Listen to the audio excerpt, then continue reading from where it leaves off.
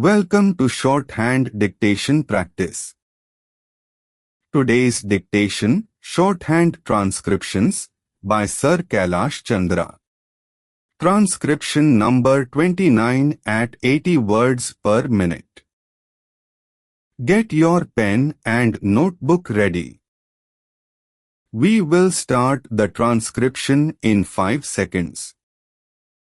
5, 4, 3, 2, 1. Start. Transcription number 29. If you scan the history of the railways in this country, you will see that it was the presidency, towns Bombay, Madras and Calcutta, that determined the pattern of our railways, as well as of our industrial and economic growth. The British, when they landed in this country, established trading centers called forts. In Madras it was Fort Street, George. In Calcutta it was Fort Street, Williams. And in Bombay it was merely a fort. And there was one in Surat also. It is these trading establishments which determined the pattern of government, the pattern of administration, and every other pattern under the British regime. They constructed the railways. They established the industries. They located their armies. With reference to these 3 presidency towns, this idea of the presidency, towns determining the pattern of our social structure, industrial advancement and the system of our railways still persists. That is the mental lag that is hampering the vision of the Planning Commission, the Railway Board and the Railway Ministry. Sir, once I happened to travel from London to Rome by train. Another time I had to travel from Moscow to Leningrad by train. Nowhere did I find on the continent of Europe lines of varying breadth. It is all uniform gauge. So is it. In Russia it may be 6 feet there. In America, in every industrially advanced country, you find that the gauge is uniform. This very country which ruled us, namely the United Kingdom, had inside its border a uniform gauge. But they inflicted 3 systems of gauge on India.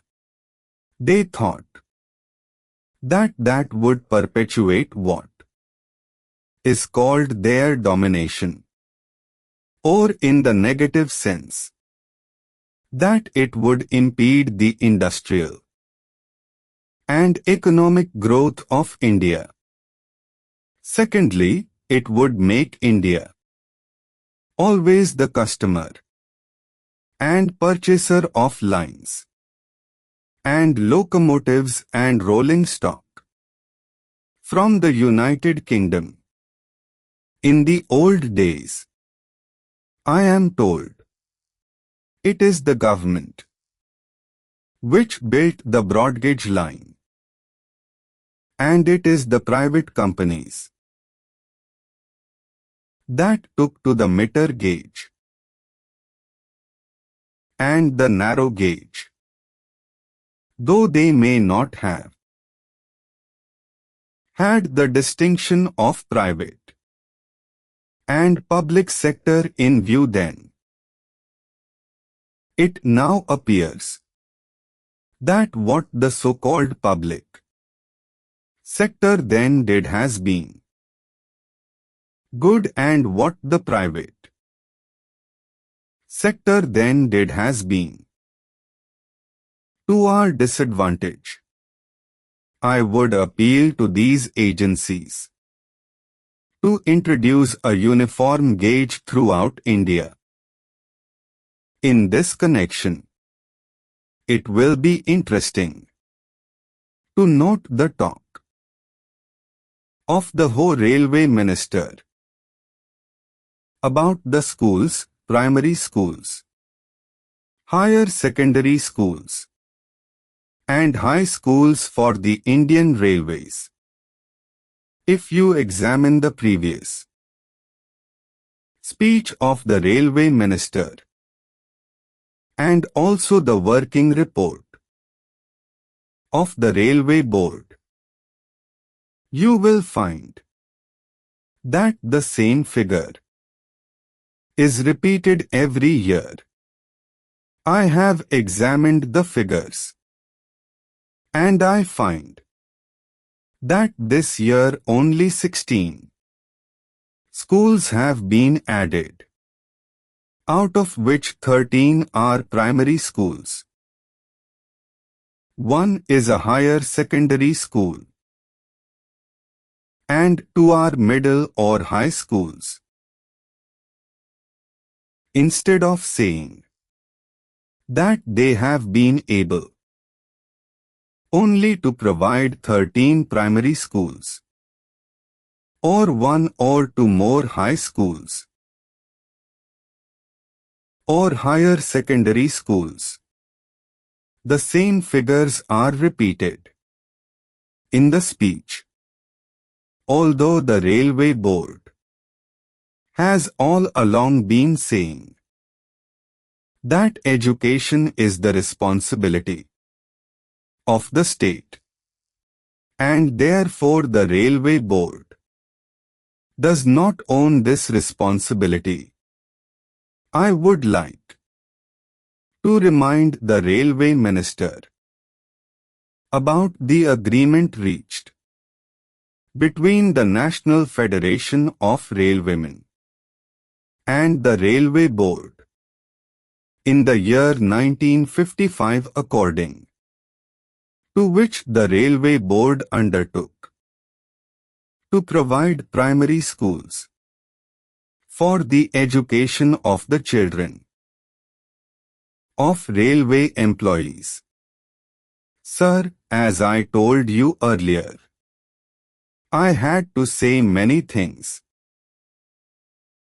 on the floor of this house, but I will conclude with only 1 or 2 more observations. I will first deal with the labor relations on the Indian Railways.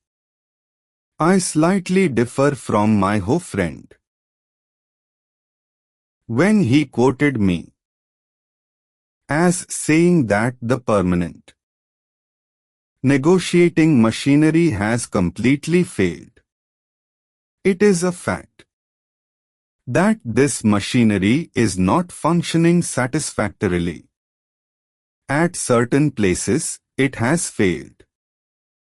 There is no doubt about it.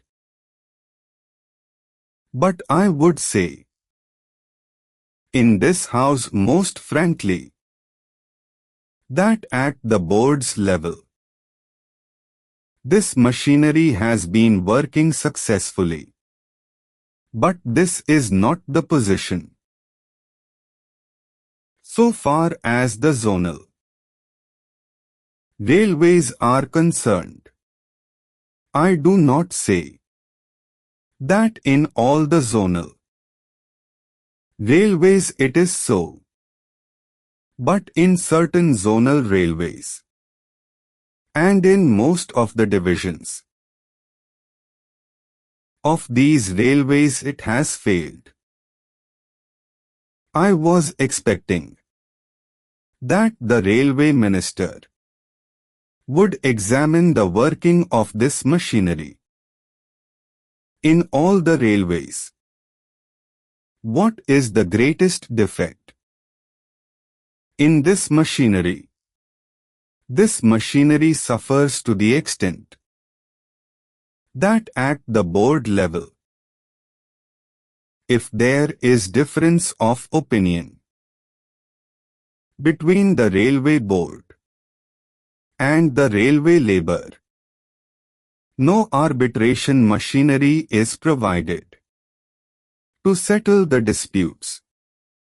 The provision in this machinery is that as and when an occasion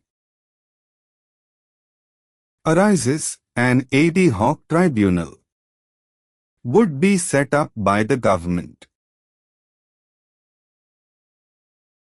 This completes today's dictation.